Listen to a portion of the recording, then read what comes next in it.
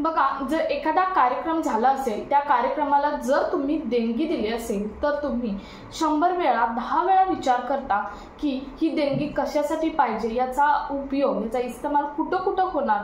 त्यानंतर तो कार्यक्रम, आंदोलन, मीटिंग झाल्यानंतर तुम्ही चर्चा सुद्धा करता याचा उपयोग, आम्ही जी देणगी दिली आहे, आम्ही जी पैसे तुम्हाला दिले आहेत त्याचा उपयोग कुठे झाला, काय केलं, याबद्दल तुम्ही विचारपूस करताच। परंतु आज आपण चर्चा करणार आहोत NEC बद्दल। NECचं आंदोलन जवळजवळ 2013 पासून चालू आहे आणि या आंदोलनासाठी, या मीटिंगसाठी आजपर्यंत हजारोच्या पटीने मीटिंग झाल्या, आंदोलन झाली। परंतु या आंदोलनाचा खर्च मात्र NECचे मेंबर्स म्हणजेच EPS 95 मेंबर्सच भरत आहेत, पेन्शनधारकच भरत आहेत। किंवा EPS 95 फक्त नाही तर बरेच पेन्शनधारक बाकीचे सुद्धा आहेत, ते यामध्ये सहभागी आहेत आणि तेच जे पैसे आहेत ते पैसे भरत आहेत। परंतु तुम्ही एकदा तरी विचार केला आहे का की हे पैसे तुमचे कुठे जात आहेत किंवा त्यांची ट्रान्सपरन्सी काय आहे, म्हणजे पैसे कुठे गेले। आजपर्यंत तुम्हाला रिझल्ट तर 0% मिळालेला आहे। म्हणजे बघा, 2013 पर्यंत काँग्रेसचे सरकार होतं, 2013ला EPS 95 मेंबर्स किंवा बाकीचे सर्वच जे मेंबर्स आहेत, पेन्शनधारक आहेत, या पेन्शनधारकांनी धरणं आंदोलन केलं होतं आणि या आंदोलनामध्ये BJPचे काही लोक, काही मेंबर्स सहभागी होते आणि ते सांगत होते आमचं सरकार आलं तर तुम्हाला आम्ही इतकी पेन्शन वाढवू असं सांगितलं जात होतं। 2013 नंतर थोड्याच दिवसामध्ये सर्वांना 1000 कंपल्सरी पेन्शन करण्यात आली। त्याआधी मात्र 300, 350, 400 फॉर्म्युल्यानुसार पेन्शन दिली जात होती, परंतु कंपल्सरी 1000 पेन्शन करण्यात आली असं लेटर काढण्यात आलं। परंतु तुम्हीच आता कमेंटमध्ये सांगू शकता कंपल्सरी 1000 पेन्शन आहे का सगळ्यांना? त्याच्या आतमध्ये पेन्शन, बरेच असे पेन्शनधारक आहेत की जवळजवळ 36,200 पेन्शनधारक असे आहेत की ज्यांना 1500च्या आतमध्ये पेन्शन आहे। 1000च्या आतमध्ये पेन्शन असलेले सुद्धा भरपूर असे पेन्शनधारक आहेत ज्यांना 1000च्या आतमध्ये पेन्शन आहे आणि ती पेन्शन बऱ्याच जणांना 300, 350, 400, 500 अशी सुद्धा बऱ्याच जणांना पेन्शन ही आहे। त्यामुळे आता 2013 पासून हा संघर्ष, हे आंदोलन, या मीटिंग चालू आहे आणि त्यासाठी जे पेन्शनधारक आहेत त्यांच्याकडूनच निधी हा गोळा केला जातो। वेगवेगळ्या ठिकाणी मीटिंग घेतल्या जातात।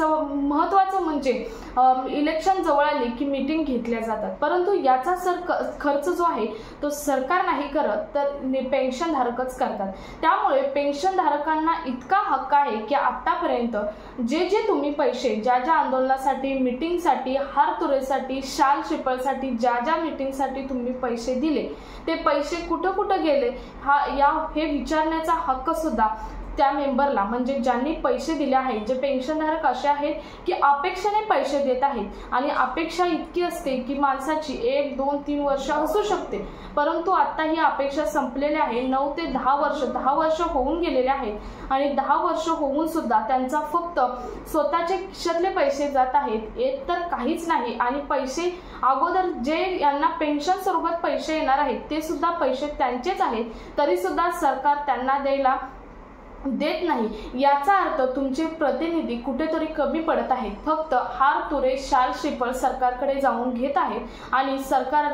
पुन्हा माघारी येत आहेत आणि मीडिया समोर सांगत आहेत की आम्ही सफल झालो। आत्ताच 14 तारखेला जे लेटर दिलं, मी मागच्या एका व्हिडिओमध्ये ते लेटर एक्सप्लेन केलेलं आहे। आता जे 14 तारखेला लेटर दिलं त्या लेटरमध्ये सरळ सरकारने फसवलेलं आहे। तुम्हाला एका व्हिडिओमध्ये ते डिटेल मी लेटर एक्सप्लेन करून दाखवलेलं आहे किंवा त्यामध्ये दुसरा एक व्हिडिओ घेतला आहे की तुम्हाला सरकारने या लेटरमध्ये कसं फसवलेलं आहे ते। कारण सरकारने सरळ जे श्रम मंत्र्यांनी जी लेटर द्यायचं होतं ते श्रम मंत्र्यांनी न देता PFच्या अधिकाऱ्यांनी दिलेले लेटर आहे आणि तुमच्या प्रतिनिधीने, म्हणजे EPS 95चे जे प्रतिनिधी गेले होते त्यांनी मीडिया समोर येऊन सांगितलं की आम्ही जिंकलो, आम्हाला लेटर मिळालं, आम्हाला लेखी स्वरूपात लेटर मिळालं, परंतु या लेटरचा काहीच फायदा नाही। या अगोदर पण बरेच असे लेटर निघाले होते, परंतु त्या दिवशी मीडिया समोर येत तुमच्या प्रतिनिधी सांगितलं हे फायनल लेटर आहे, आम्हाला लेखी स्वरूपात लेटर मिळालं, परंतु ते लेटर हे लेबर मिनिस्ट्रीकडून लेटर यायला पाहिजे होतं, परंतु ते लेटर PFच्या अधिकाऱ्यांनी बनवलेलं लेटर होतं, त्यामुळे त्याचा काहीच उपयोग हा तुम्हाला होणार नाही। त्यामुळे प्रत्येक EPS 95 पेन्शनधारकांनी किंवा दुसऱ्या बाकीच्या पेन्शनधारकांनी लक्षात हेच ठेवायचं आहे की तुमचं जे आतापर्यंत तुम्ही ट्रान्सपरन्सी ठेवा, तरच तुमच्या या संघर्षाला कुठेतरी सफलता मिळेल। कारण तुम्ही जर तुमच्याच प्रतिनिधीच्या विश्वासावर बसला तर तुम्ही कधीच सफल होणार नाही। तुमचा संघर्ष असाच पुढे चालू राहील। बरेच जण कमेंटमध्ये सांगतात आमच्या संघर्ष करत करत काही जण देवाघेरे गेले, आणि हे त्यांचं बरोबर आहे काही जण, कारण हा 8 ते 9 ते 10 वर्षापासूनचा संघर्ष, जवळजवळ 2013 पासूनचा संघर्ष आहे।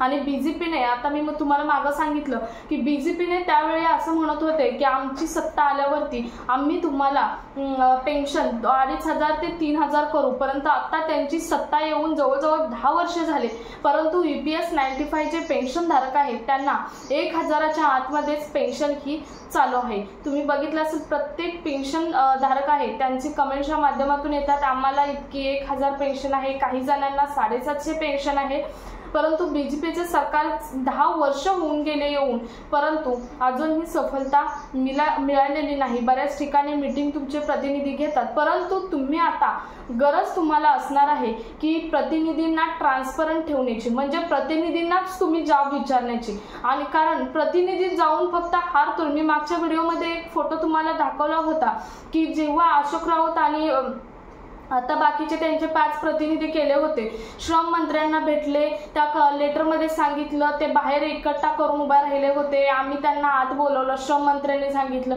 आम्ही त्यांना आत बोलवलं, ते आत आले, त्यांना आम्ही सांगितलं तुमची पेन्शन वाढवण्याची जी गरज आहे ती सरकारच्या विचाराधीन आहे असं सांगितलं त्यांना।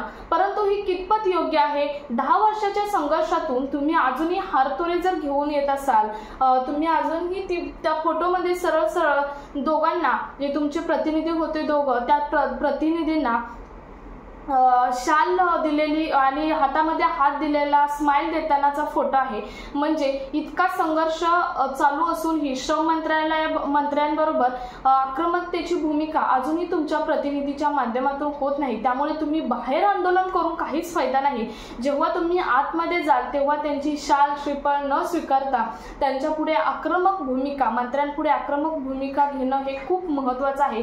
ते लेटर सुद्धा तुम्हाला फसवलेलं आहे। लेटर हे लेबर मिनिस्ट्रीकडून येणारं लेटर आलं तरच त्यांनी स्वीकार करणं गरजेचं होतं, परंतु हे लेटर हे PF अधिकाऱ्यांकडून आलेलं लेटर आहे आणि त्याचा स्वीकार करून मीडिया समोर सांगण्यात आलं की आम्ही जिंकलो, आमचा संघर्ष सफल झाला असं सांगण्यात आलं। ही कितपत योग्य आहे तुम्ही कमेंटमध्ये सांगू शकता। त्यामुळे EPS 95 पेन्शनधारकांनी ट्रान्सपरंट राहणं गरजेचं आहे। आतापर्यंत जे तुम्ही देणगी स्वरूपात आंदोलनासाठी, मीटिंगसाठी जे पैसे दिले त्याचाही हिशोब घेणं हे खूप महत्त्वाचं आहे।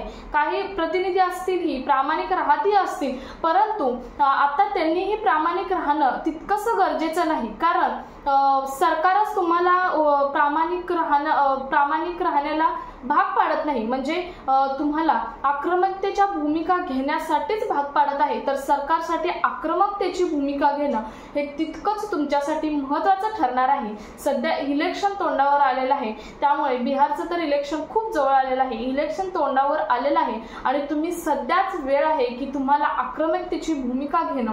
त्यामुळे तुम्ही आक्रमकतेची भूमिका घ्या तरच तुमचा कुठेतरी पेन्शन वाढ होईल। 10 वर्षापूर्वी BJPने तुम्हाला शब्द दिला होता आम्ही तुमचा पेन्शन वाढवतो, परंतु आता 10 वर्ष झाली तरी BJP सरकार येऊन तुम्हाला अजूनही पेन्शन 0% सुद्धा वाढवलेली नाही, 0%, 1% सुद्धा पेन्शन वाढवलेले नाही। प्रत्येक आता EPS 95 पेन्शनधारक म्हणजे ज्येष्ठ नागरिक असतो, त्या ज्येष्ठ नागरिकांना खर्च किती असतो नाही म्हटलं तर त्यांच्या आरोग्याच्या समस्या असतात, महिन्याला 3 ते 4 हजाराच्या त्यांना औषध उपचाराचीच गरज असते आणि या उपचारासाठी सुद्धा पैसे मेडिकल कन्सेशन द्या म्हटलं ते सुद्धा सरकारने अजून दिलेले नाही। आयुष्यमान भारत कार्ड ऍड करायचं म्हणतात, परंतु तुम्ही त्याची वास्तविक जी प्रतिक्रिया आहे, बऱ्याच EPS 95 पेन्शनधारकांनी कमेंटच्या माध्यमातून प्रतिक्रिया दिलेली आहे की आयुष्यमान भारत कार्ड सुद्धा काही उपयोग नाही. हॉस्पिटलमध्ये गेलं की टाळाटाळ करतात, सरकारचीच हॉस्पिटल असतात ते सुद्धा टाळाटाळ करतात. त्यामुळे EPS 95 पेन्शनधारक बाकीचे सर्व पेन्शनधारक आहेत त्यांना कुठेच न्याय हा मिळत नाही. त्यामुळे त्यांनी आक्रमक भूमिका घेणं गरजेचे आहे. प्रतिनिधींना सुद्धा तुमच्याकडून सपोर्ट करणं आणि आक्रमक भूमिका घ्यायला सांगणं हे महत्त्वाचं आहे. प्रतिनिधी बरोबर ट्रान्सपरंट राहणं हे महत्त्वाचं आहे. विश्वास ठेवणं आता नाही, कारण 10 वर्ष होऊन गेलेले आहेत आणि 10 वर्षात जर तुमचा संघर्ष सफल होत नसेल तर विश्वास न ठेवणं हे तितकंच गरजेचं आहे. असतील ही प्रामाणिक, परंतु तुम्ही त्यांच्याबरोबर ट्रान्सपरंट राहणं सुद्धा गरजेचं आहे आणि आक्रमक भूमिका आता इलेक्शनच्या तोंडावर घेणं हे खूप गरजेचं आहे. तरच तुमचा जो संघर्ष आहे तो सफल होणार आहे. तुम्हाला जे BJPने 10 वर्षापूर्वी जे शब्द दिला होता, जे आंदोलन करताना शब्द दिला होता, आमचं सरकार आल्यावर आम्ही पेन्शन वाढवू, परंतु अजूनही वाढवलेले नाही. त्यामुळे तुम्ही संघर्ष हा आता आक्रमक भूमिका घेणं गरजेचं आहे. ते आक्रमक भूमिका इलेक्शनच्या तोंडावरच आता घ्या, तरच तुमचा संघर्ष हा सफल होईल. सो यावरती तुमचं काय मत आहे कमेंटच्या माध्यमातून सांगा. हा व्हिडिओ आजचा घेण्यामागे एकच हेतू आहे की बऱ्याच जणांना अजूनही माहीत नाही की बरेच जण असे म्हणतात आमचे प्रतिनिधी जातात तिथे, मग हे लेटर आलं ते लेटर आलं, आता आम्हाला पेन्शन वाढेल, मग आम्हाला पेन्शन वाढेल, परंतु काहीच अजून तुमची एकही स्टेप झालेली नाही. कारण त्या दिवशीचं लेटर सुद्धा पूर्णपणे खोटं लेटर असल्यासारखं आहे. ते लेबर मिनिस्ट्रीकडून आलेलं लेटर नाही, PF अधिकाऱ्यांकडून आलेले लेटर आहे. त्यामुळे त्याचाही काही उपयोग नाही. त्यामुळे सर्वांनी मिळून आक्रमक होणं गरजेचं आहे आणि त्यासाठी हा आजचा व्हिडिओ बनवला होता. कारण आता इलेक्शन तोंडावर आलेलं आहे, सर्वांनी आक्रमक होणं गरजेचं आहे. कारण ज्येष्ठ नागरिकांची आम्ही सुद्धा परिस्थिती समोरून पाहतो, त्यांना आर्थिक पाठबळाची खूप गरज आहे आणि सरकारकडे पैसे नाहीत असं नाही, आणि नसेल तरीही तुमचे पैसे आहेत. त्यामुळे तुम्हाला हक्क आहे की ते पैसे मिळवण्याचा. त्यामुळे तुम्ही आक्रमकतेने लढा, तुमचा संघर्ष सफल हा होणार आहे. सो हा व्हिडिओ जास्तीत जास्त पेन्शन धारकांपर्यंत शेअर करा आणि चॅनलवर जर नवीन असाल तर अशाच महत्त्वपूर्ण आणि पुढच्या अपडेट घेण्यासाठी चॅनल सबस्क्राईब करा. शेजारील बेल आयकॉन सुद्धा ऑन करून ठेवा, म्हणजे पुढचं अपडेटचं नोटिफिकेशन सर्वात पहिल्यांदा तुम्हाला येईल. सो भेटूयात पुढच्या एका नवीन अपडेट सोबत. तोपर्यंत धन्यवाद.